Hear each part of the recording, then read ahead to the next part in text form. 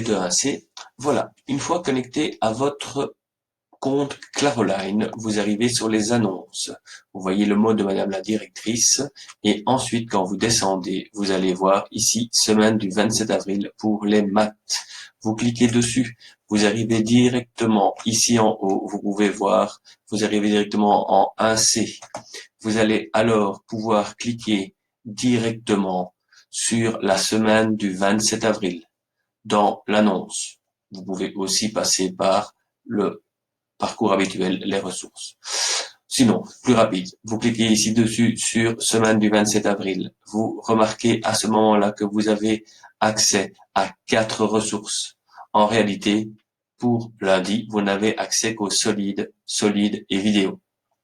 Les 3, je vous explique rapidement ce que c'est. Sur les vidéos, vous avez accès ici à une playlist de 10 vidéos de Monsieur Micmac ici. Il vous explique d'une manière agréable comment voir des maths autrement. La playlist, vous la retrouvez ici en haut. Vous cliquez dessus, vous avez toute la liste. Donc vous ne devez pas regarder les 10 vidéos d'un coup, vous pouvez revenir par après pour regarder celle qui vous intéresse le plus. Voilà, c'est faire des maths autrement. Chaque vidéo dure entre 5 et 10 minutes, grand max. Je reviens semaine du 27 avril. La deuxième chose qu'on vous propose, c'est un parcours sur les solides. C'est de la matière de 6e primaire qu'on revoit ici ensemble. Un parcours, comment ça fonctionne? Vous cliquez sur le parcours et on vous propose bien entendu de démarrer, commencer le parcours. Vous pouvez remarquer qu'il y a 6 étapes avec des étapes imbriquées les unes dans les autres. Je fais rapidement le parcours avec vous. Donc, première étape, vous avez ici des vidéos qui vous rappellent la base sur les solides. Vous devez voir ou pas voir comme vous voulez, si vous connaissez, si vous êtes sûr de vous, vous pouvez passer directement à l'étape 1.1, qui sont des exercices. Vous commencez le questionnaire. Après, vous pouvez cliquer sur suivant. Dès que vous êtes là, vous avez de nouveau des vidéos qui vous permettent de nouveau de faire, comme vous pouvez le voir ici, l'activité 2 du chapitre 7. Et ensuite, il y a un questionnaire, justement, qui est ici, basé suivant. Vous avez de nouveau un questionnaire. Je passe à la page d'après. Là, on vous propose de faire, et c'est la partie la plus sympa de cet exercice, c'est de construire vous-même un château fort en 3D. OK? Vous devez participer à l'évaluation. Quand vous faites ceci, vous pourrez alors nous envoyer vous-même les photos. Vous voyez ici, il y a déjà quelques exemples de construction.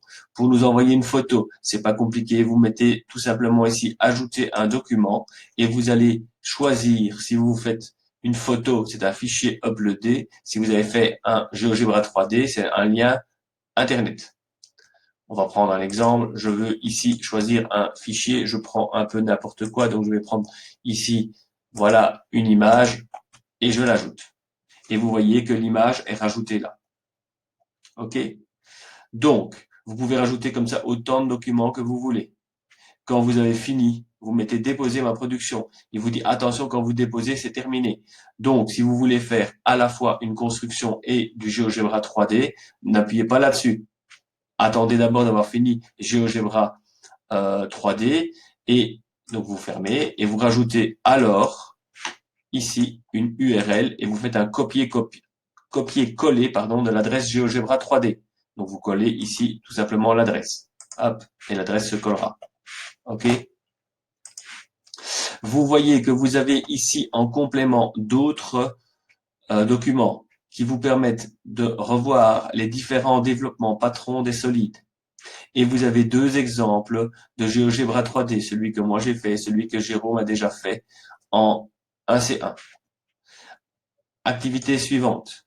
Vous avez ici des exercices. On vous dit que c'est pour faire l'activité 7 du chapitre 7. Vous avez la théorie et vous avez ici, pour ceux qui n'ont pas leur chapitre 7, vous pouvez revoir, j'ai recopié le chapitre 7. Quand vous avez fait ça, pour revenir à la page d'avant, il suffit tout simplement de recliquer sur précédent. Vous êtes là. Voilà.